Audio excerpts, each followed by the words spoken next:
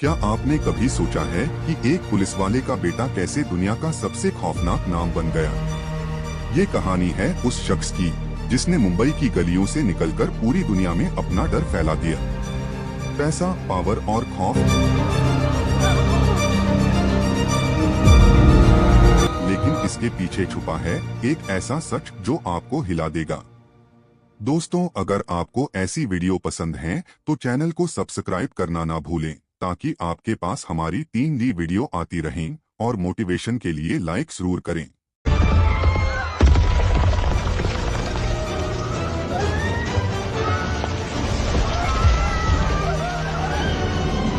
एक ऐसा सफर जहां हर कदम पर था खतरा, धोखा और बदले की आग। अंत तक जरूर देखना, क्योंकि ये कहानी सिर्फ एक इंसान की नहीं, एक चेतावनी है।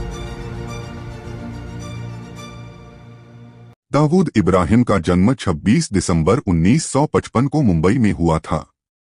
यह वह समय था जब मुंबई तेजी से बदल रहा था। एक तरफ यह भारत की आर्थिक राजधानी बन रही थी, तो दूसरी तरफ यहाँ अपराध की दुनिया भी गहराई से फैल रही थी।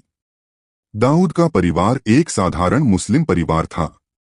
उसके पिता शेख इब्राहिम कासकर पुलिस विभाग में कांस्टेबल थे। एक तरफ घर में कानून का माहौल था, तो दूसरी तरफ बाहर की दुनिया में अपराध का आकर्षण। यही विरोधाभास दाऊद के जीवन की दिशा तय करने वाला बना। बचपन में दाऊद पढ़ाई में बहुत तेज नहीं था। उसे स्कूल की बजाय सड़क की जिंदगी ज्यादा आकर्षित करती थी। वह जल्दी ही ऐसे लड़कों के साथ घुलने मिलने लगा जो छोटे मोटे अपराधों में शामिल थे। शुरुआत में उसने चोरी, जेबकतरी और छोटे स्तर की स्मगलिंग जैसे काम किए। मुंबई के उस दौर में बंदरगाहों के जरिए सोना और इलेक्ट्रॉनिक सामान की तस्करी बहुत आम थी। इसी दुनिया ने दाऊद को तेजी से पैसा कमाने का रास्ता दिखाया। धीरे धीरे उसने समझ लिया कि अपराध की दुनिया में नाम और ताकत दोनों मिल सकते हैं, अगर जोखिम उठाने का साहस हो। 1970 के दशक में मुंबई के अंडरवर्ल्ड पर कई बड़े गैंग्स का कब्जा था। इनमें करीम लाला और हाजी मस्तान जैसे नाम शामिल थे। ये लोग तस्करी और उगाही के बड़े खिलाड़ी थे। दाऊद ने शुरुआत में इन गैंग्स के लिए काम किया और उनके तौर तरीके सीखे। लेकिन दाऊद सिर्फ एक छोटा खिलाड़ी बनकर नहीं रहना चाहता था। उसमें नेतृत्व की महत्वाकांक्षा थी। वह अपने फैसले खुद लेना चाहता था और अपने नियम बनाना चाहता था। इसी सोच ने उसे अलग रास्ता चुनने के लिए प्रेरित किया। दाऊद का असली उभार तब शुरू हुआ जब उसने अपने भाई शब्बीर इब्राहिम के साथ मिलकर खुद का गैंग बनाना शुरू किया। उन्होंने छोटे अपराधों से आगे बढ़कर बड़े स्तर पर काम करना शुरू किया, जैसे बड़े व्यापारियों से उगाही, तस्करी के नेटवर्क को कंट्रोल करना और अपने इलाके में दबदबा बनाना। मुंबई के अंडरवर्ल्ड में उस समय गैंग वॉर आम बात थी।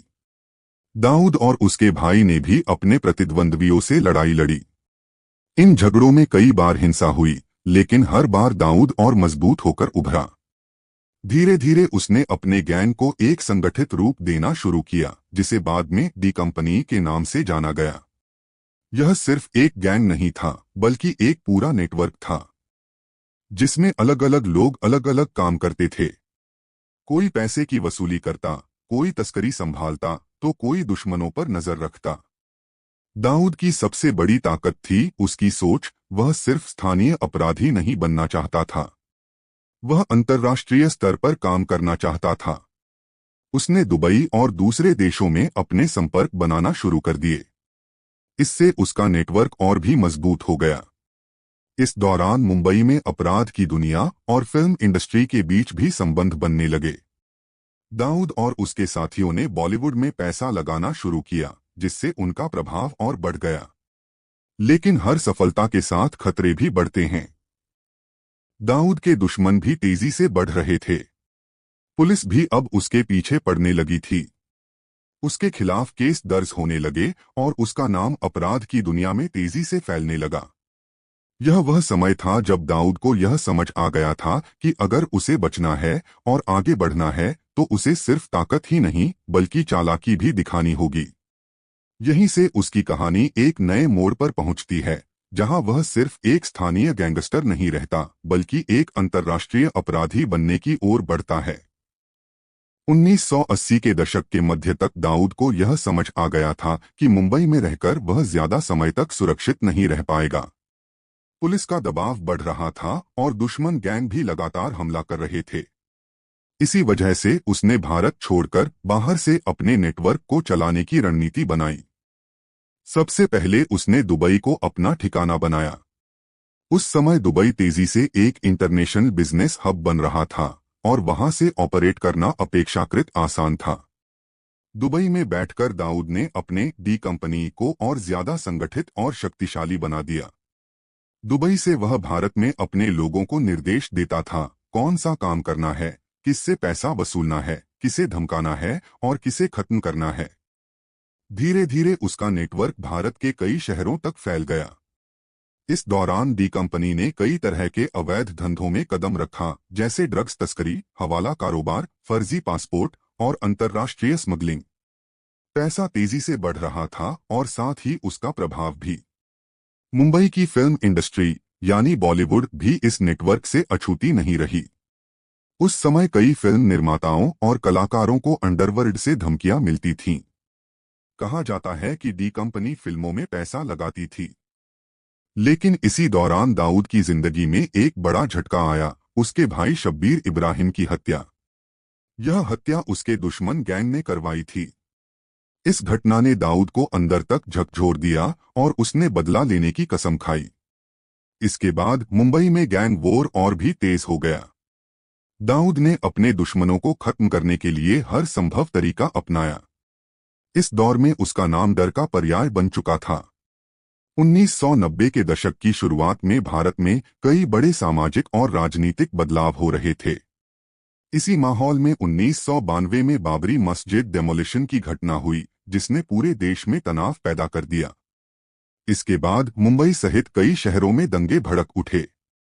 इन घटनाओं के बाद हालात और भी जटिल हो गए। जांच एजेंसियों के अनुसार इसी समय दाऊद इब्राहिम और उसके नेटवर्क ने कुछ अंतर्राष्ट्रीय तत्वों के साथ मिलकर एक बड़ी साजिश रची। 12 मार्च 1993 को 1993 बॉम्बे बॉम्बिंग्स हुए। मुंबई के कई स्थानों पर सिलसिलेवार बम धमाके।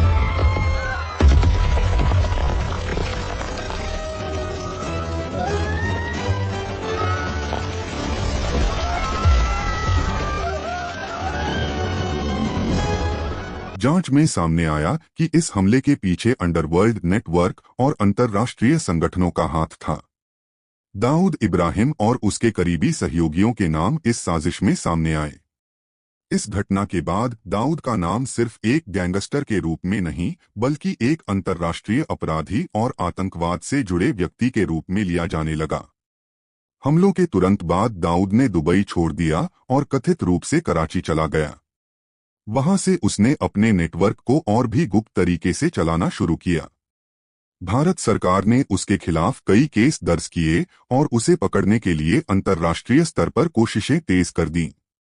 इंटरपोल ने भी उसे मोस्ट वांटेड सूची में शामिल किया। 1993 के धमाकों के बाद दाऊद इब्राहिम की जिंदगी पूरी तरह बदल गई। अब वह सिर्फ अंडरवर्ल्ड डॉन नहीं रहा था, उस पर आतंकवाद से जुड़े गंभीर आरोप लग चुके थे।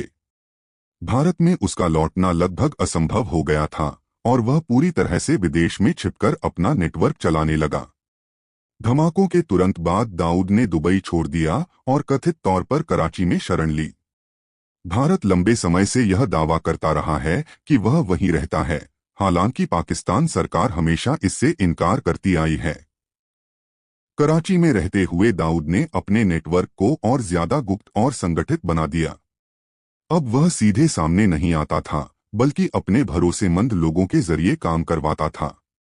उसकी डी कंपनी अब एक इंटरनेशनल क्राइम सिंडिकेट बन चुकी थी। इस नेटवर्क का काम सिर्फ भारत तक सीमित नहीं था। दाऊद के लोगों ने एशिया, मिडिल ईस्ट, अफ्रीका और यूरोप तक अपने संपर्क बना लिए थे। ड्रग्स तस्करी, हवाला, मनी लॉन्ड्रिंग और अवैध कारोबार के जरिए अरबों रुपए का लेन देन होता था। भारत सरकार ने दाऊद को पकड़ने के लिए कई बार कोशिशें की। उसे भारत का मोस्ट वांटेड अपराधी घोषित किया गया। साथ ही इंटरपोल ने भी उसके खिलाफ रेड कॉर्नर नोटिस जारी किया। इसके अलावा अमेरिका की एजेंसी FBI और अन्य अंतर्राष्ट्रीय संस्थाओं ने भी उसे ग्लोबल टेररिस्ट नेटवर्क से जुड़ा माना। उस पर आर्थिक प्रतिबंध लगाए गए और उसकी संपत्तियों को चिन्हित करने की कोशिशें की गईं। समय के साथ दाऊद ने अपने काम करने का तरीका और भी बदल लिया। अब वह सीधे अपराधों में शामिल होने के बजाय अपने नेटवर्क को मैनेज करता था। उसके करीबी लोग अलग अलग देशों में बैठकर उसके लिए काम करते थे। कहा जाता है कि उसने अपने परिवार और करीबी सहयोगियों को भी विदेशों में सुरक्षित जगहों पर रखा, ताकि किसी भी तरह का दबाव आने पर वह खुद सुरक्षित रह सके। इस दौरान कई बार उसकी मौत की अफवाहें भी फैलीं, कभी बीमारी की वजह से तो कभी किसी हमले में मारे जाने की खबरें आईं। लेकिन इन खबरों की कभी आधिकारिक पुष्टि नहीं हुई। आज भी दाऊद इब्राहिम एक रहस्य बना हुआ है।